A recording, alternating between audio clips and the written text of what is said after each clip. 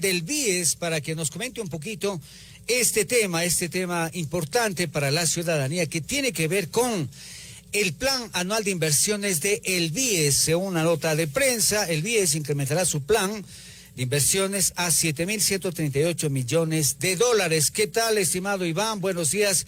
Bienvenido aquí a Pulso Informativo. Importantes proyecciones de inversión. Se habla de más de un 40% en relación al año pasado. Bienvenido, Iván. Buenos días, Rommel. ¿Cómo estás? No sé si me escuches bien, por favor. Sí, está bien, adelante. Bueno, hay, grandes expectativas, ¿no?, para este año. Buenos días contigo, buenos días con tu audiencia. Muchas gracias por recibirme, por permitirme durante un tiempo explicarles cómo va la gestión del BIES y cuáles son las metas y planificaciones que teníamos previsto para lo largo de este año. Creo que es muy importante decir que dentro de las expectativas del banco para este año es un crecimiento sostenido en sus varias tipos de operaciones. Como tú recordarás, el BIES lo que oferta y provee a sus afiliados y jubilados son préstamos hipotecarios, préstamos quirografarios y préstamos prendarios. Basado en esos elementos, simplemente como nota informativa, ¿qué pasó el año pasado? ¿Qué buscamos este año? El año pasado en préstamos hipotecarios colocamos aproximadamente 600 millones de dólares. Para este año teníamos una meta de 752 millones de dólares. Yo creo que podría ser más en el ritmo que obviamente la institución está avanzando y en función de la recuperación que vemos que se está dando en el mercado ecuatoriano después de un proceso de pandemia tan impactante para todas las familias ecuatorianas. A lo que va del mes de abril, es decir, de enero a abril, y hemos logrado colocar 189 millones de dólares en casi 3.233 operaciones. Y esto versus un presupuesto de 752 millones de dólares. Es decir, vamos avanzando, vemos obviamente que el crecimiento y la expectativa de crecimiento en los créditos hipotecarios se van dando conforme a la expectativa que teníamos previsto. ¿De qué depende esto? Va a depender obviamente del deseo, de la decisión que tomen nuestros afiliados y jubilados de comprar una vivienda y que les permite obviamente seguir consolidando su patrimonio familiar. Sin embargo, vemos que el crecimiento que se está dando y la recuperación después de la pandemia va en torno a una expectativa positiva de la economía. Y el banco, sin duda alguna, lo que busca es ayudar a este sector, el sector de la construcción, en la medida del impacto que genera en la generación de empleo, impacto importante que genera también en las expectativas familiares que tienen los afiliados y jubilados. Correcto. Un tema importante también de mencionar es los tiempos en los cuales concedemos operaciones, especialmente un crédito hipotecario, han ido mejorando sustancialmente.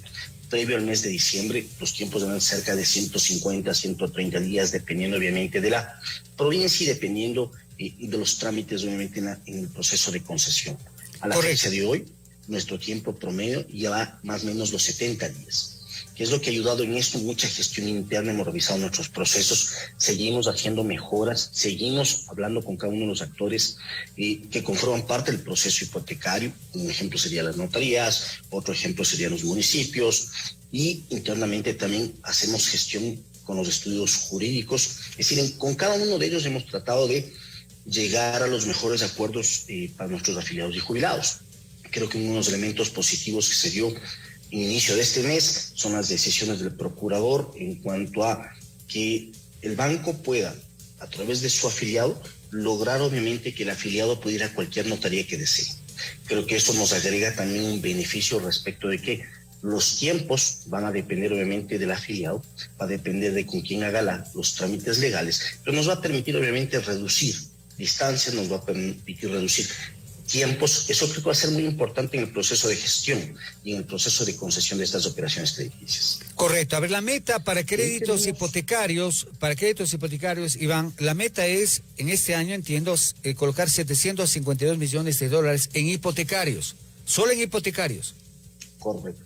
Ya, y solamente en hipotecarios. Y para quirografarios y también para prendarios, ¿cuáles son las metas? A ver, nuestras expectativas en quirografarios, el año pasado conseguimos 2.900 millones de dólares. Este año pensamos colocar 3.900 millones de dólares. ¿Y qué es lo que buscamos con esto? Es satisfacer las necesidades de nuestros afiliados y jubilados de corto plazo. Las operaciones de nuestros créditos quirografarios van hasta 5 años. De hecho, estamos en este proceso en este momento haciendo un proceso de revisión de las características del producto. Recordemos que depende del fondo de cesantía y de reserva que tienen cada uno de los afiliados y jubilados. Tema importante, en este momento hemos concedido ya 1.200 millones de dólares con 763.000 operaciones. A inicios del año, si ustedes recordarán, hicimos una reducción de la tasa de interés para operaciones hasta 4 años a través del préstamo quirografario. Bajamos del 14 al 11%. ¿Qué es lo que buscábamos con esta reducción? Poder apoyar de alguna forma después de la pandemia a los afiliados y jubilados del país, a quienes nos debemos. Y lo que logramos con esto es que se genera mayor demanda. Como tú sabes, uno de los elementos de recuperación, obviamente la construcción es uno, la otra es la generación obviamente de consumo a nivel del país, y lo que hacemos a través del crédito quirografario es tratar de inyectar recursos de corto plazo, una cantidad obviamente promedio de menos de 6.000, que es el promedio actual, a pesar de que podemos considerar en este momento hasta $34.000 por cada operación, la cual estamos en este momento a través de las políticas en revisión con nuestros directivos, tratando de ampliar esa capacidad, lograr inyectar suficientes recursos dentro de las familias de nuestros afiliados para que puedan satisfacer sus necesidades y al mismo tiempo contar con los recursos para que esto se transforme en consumo y a través del consumo también se genere una reactivación económica en el país. Importante insistir en el tema, Iván Tovar, gerente del BIES, digo, en las tasas. ¿Cuál es la tasa que se tiene actualmente para préstamos hipotecarios y repitamos la de los créditos quirografarios? Y la tasa del crédito hipotecario, dependiendo del plazo, dependiendo de la cuantía, va desde el 5,99 y puede llegar inclusive hasta el 10%. Ahí también estamos haciendo algunos procesos de revisión. Menos de $90.000, por ejemplo, está en el momento 5,99. Superamos esa cuantía de $90.000, hay una escala en función de los plazos. Y recordemos que los créditos hipotecarios que concede el BIE van hasta 25 años plazo. Por el otro lado, en los préstamos quirografarios también depende del plazo en el que se tome obviamente la operación. En este momento redujimos a 4 años del 14 al 11%. Y también hicimos una ampliación de la capacidad de pago de los jubilados para que puedan acceder a mayores recursos y puedan hacer también innovaciones, de forma que con eso también puedan rápidamente tomar estos recursos. Hay un tema que me parece fundamental, entiendo que se toma en cuenta para las decisiones que se van aplicando, y tiene que ver con el número de afiliados pues al IES.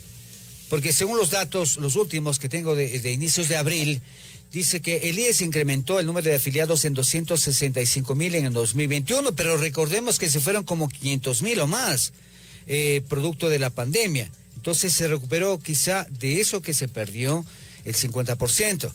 Es decir que regresaron 265.000, se afiliaron. Pero eso es importante, digo, tomar en cuenta porque al final son recursos de los afiliados. ¿Cómo se está haciendo? En ese caso me parece fundamental con aquellos créditos que se han concedido por parte del BIES y que no se pueden pagar porque mucha gente se quedó sin empleo, se quedó sin trabajo, no tiene los recursos y han pasado varios meses y todavía la situación económica del país no se estabiliza del todo. No hay más afiliados, hay todavía problemas en ese sentido. ¿Qué pasa con la cartera vencida del BIES, estimado Iván Tovar? Bueno, muchas gracias por eso. En el caso de los créditos quirografarios, como tú entenderás, como dependen de la cesantía y los fondos de reserva, la morosidad prácticamente es muy cercana a menos del 1%. Porque después de 60 días que no pague el afiliado jubilado, obviamente se puede tomar de los recursos de su cesantía y reserva. Pero tal vez el otro que podría impactar y que estamos en el proceso en este momento de generar algunas políticas que están en la mesa nuestros directivos y esperamos que se aprueben esta semana, son políticas de cobranza para los créditos hipotecarios. Como tú bien mencionaste, la pandemia generó fuertes impactos en la familia ecuatoriana y esto se tradujo en la morosidad de los préstamos hipotecarios y subió la morosidad, como es obviamente lógico que ocurra. ¿Y qué estamos haciendo en este momento? Ejercicios de cobranza bastante exigentes. Estamos reforzando nuestros procesos, nuestras plataformas, la gestión para efectuar el cobro. Y eso tiene que irse acompañado de políticas de cobranza que permitan, en este caso a los afiliados y jubilados, tener condiciones en las cuales en mutua negociación con la institución les permita lograr la capacidad de pago de aquella cuota que está en este momento en capacidad de pagar. Como bien lo menciono, y capaz que vamos a tener esta conversación al transcurso de la próxima semana, hay políticas de cobranza que estamos en este momento revisando para ser aprobadas, para dar las opciones a nuestros afiliados y jubilados para un proceso de refinanciamiento, reestructura, innovación de las obligaciones crediticias que mantienen con el banco, de forma de darles la oportunidad que ajusten su cuota, que ha variado indudablemente en función de la capacidad de pago que por el efecto de la pandemia en muchos lugares afectados, se ponen en nuevas condiciones que les permitan cancelar sus obligaciones. ¿Esto qué va a permitir? Va a permitir recuperar la institución recursos y al mismo tiempo de recuperar recursos, le va a permitir obviamente al afiliado y jubilado poder programar su capacidad de endeudamiento, su capacidad de pago a las nuevas realidades. Creo que uno de los elementos importantes que vale la pena enfatizar es que justo a través del hipotecario, del quirogafario, lo que buscamos es que se reactive la economía. En la reactivación de la economía vamos a ver que la cartera productiva, la generación de empleo va a comenzar a reactivarse. ¿Cuál es la cartera vencida que tiene el banco del IES? ¿Cuál es la cartera vencida? Esos desfases, como tú lo mencionaste. ¿Cuál es la cartera vencida que tiene? ¿Cuál es el monto de cartera vencida que tiene el BIES al momento? ¿Y cómo se piensa recuperar? Porque digo, muchas personas todavía no logran generar recursos suficientes. ¿Qué va a pasar en esos casos donde pues realmente se complique el hecho de ponerse al día en las cuotas? ¿Cuál es la cartera vencida y qué va a pasar en esos casos donde no hay plata todavía para pagar? Vale, en préstamos quirografarios, como te digo, es menos del 1%, ese proceso está controlado. Ahorita en los préstamos prendarios, por ejemplo, hemos iniciado el proceso de liquidación de las joyas que estamos respaldando estos créditos y estamos reduciendo la morosidad de forma sostenida. Vamos al crédito hipotecario, que la morosidad es cerca del 11%, estamos por encima del promedio de la industria, y es justamente por el efecto de la pandemia y de los ingresos que se vieron afectados en los afiliados y jubilados. Con estas políticas que acabo de mencionarte, que están en proceso de aprobación, vamos a poder darle opciones al afiliado. ¿Qué es lo que esperamos? Que la morosidad se vaya rápidamente reduciendo en la medida que el afiliado y jubilado, con esta nueva realidad, con esta nueva capacidad adquisitiva que tiene, que se ha ido ajustando a favor, creo yo, en estos últimos meses, logre ver la capacidad de pago con la cual puede afrontar su obligación. Recordemos que la intención de la institución es principalmente resguardar los intereses de los afiliados y jubilados, primero, y segundo, dar las alternativas y hacer la negociación con aquellos que se encuentran morosos para que paguen la totalidad de sus obligaciones en el tiempo. Creo que esa es la parte fundamental, es lograr que existan los acuerdos que sean adecuados, correctos, de mutua negociación, para que puedan pagar sus obligaciones. Correcto. En ese sentido, pues como es lógico, la función del banco, del BIES, no es quedarse con bienes, con departamentos, con casas de personas que no pueden pagar, sino que al final pues logran recuperar más bien esa cartera vencida. Pero hay casos, o se prevé también en la circunstancia que no se pueda pagar, pues no sé, quedarse con los bienes, con las casas, con los departamentos, no sé, ¿cómo ven ese tema también que puede llegar a darse, Iván? A ver, vale lo que tú mencionas. Si es que estos procesos de políticas que vamos a ofertar a nuestros afiliados y jubilados no permiten obviamente sincronizar con su capacidad de pago, como tú mencionas, lo primero es resguardar los intereses de los afiliados y jubilados del país. Y tendremos que vernos obligados a los procesos que dispone la institución, como son el proceso de coactivas, en el cual obviamente nos tenemos que tomar el bien para entrar después en un proceso de venta de esos bienes, pero ese no es el objetivo que busca la institución. Sin embargo, tenemos que resguardar los recursos de los afiliados y jubilados.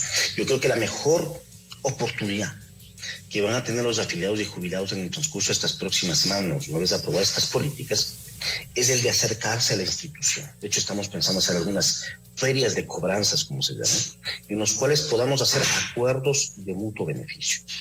Creo que la parte más importante es entendemos y sabemos obviamente que se encuentran en posiciones dificultosas dado el efecto de la pandemia, pero tenemos que llegar a acuerdos basados en la expectativa de que este país se está recuperando, basados en las expectativas que de esta recuperación se sigue asegurando los recursos de los afiliados y jubilados. Muy bien, ¿para cuándo se espera ya hacer ese anuncio de estas nuevos mecanismos para pues que se puedan llegar a acuerdos con los deudores del BIES? Para finales de esta semana.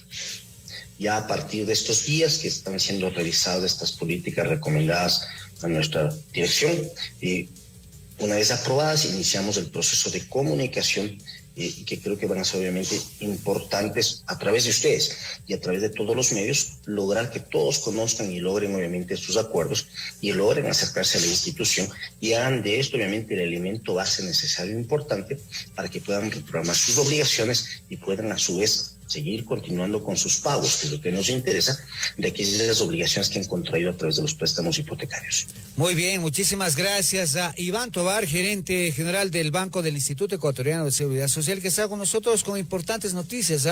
Se nota que poco a poco avanza la recuperación económica, se están concediendo los créditos, hay también la demanda de estos productos, vemos que eso también reactiva el tema de la construcción, en el caso de los créditos hipotecarios, obviamente también los quirografarios que pues se necesita a veces rapidito liquidez para una emergencia y se están concediendo. Así es que buenas noticias, esperamos también en la información de estos mecanismos que se van a plantear para tratar de reducir la cartera vencida del BIES. Muchísimas gracias, Iván. Muchas gracias a ti, Rommel. Muy gentil, gracias por el tiempo. Éxitos, gracias a toda la audiencia. Éxitos. 7 de la mañana, 45 minutos.